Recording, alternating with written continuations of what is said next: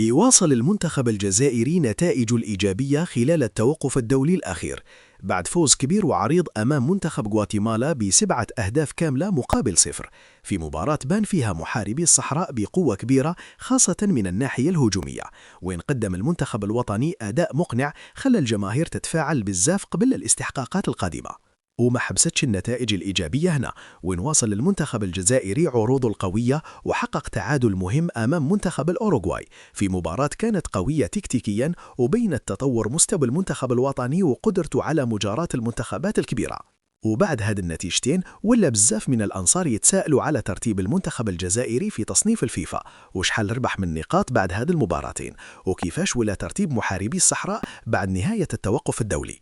وفي هذا الفيديو راح نعرض لكم النتائج الكاملة، الترتيب الجديد والتحديات القادمة. شاهد معنا التفاصيل. قبل ما نبداو في عرض هذا الفيديو ما تنسوش ديروا جيم للفيديو وتشتركوا في القناة وتفعلوا الجرس باش يوصلكم كل جديد.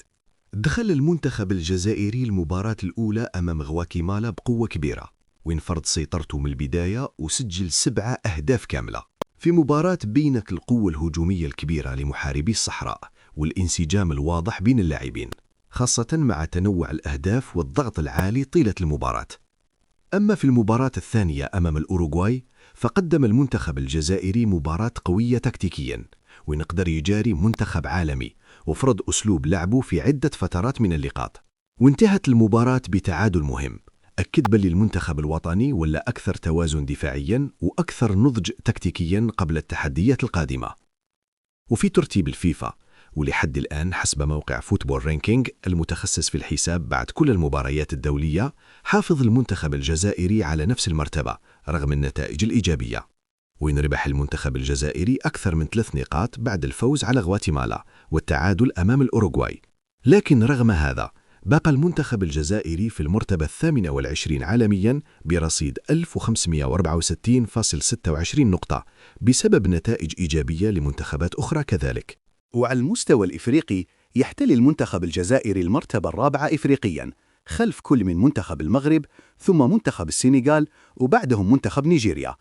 أما عربيا فقد احتل المنتخب الجزائري المرتبة الثانية عربيا خلف منتخب المغرب، وهو ترتيب يبين باللي محاربي الصحراء راهم في طريقهم للعودة بقوة للمنافسة على أعلى المراتب.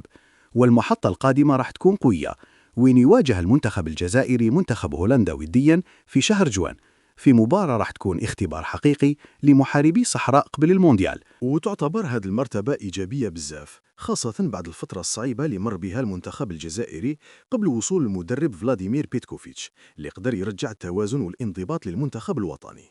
في الختام، وش رايكم في ترتيب المنتخب الجزائري الحالي؟ وهل تشوفوا محاربي الصحراء قادرين يطلعوا أكثر في تصنيف الفيفا؟ شاركونا آراءكم في التعليقات.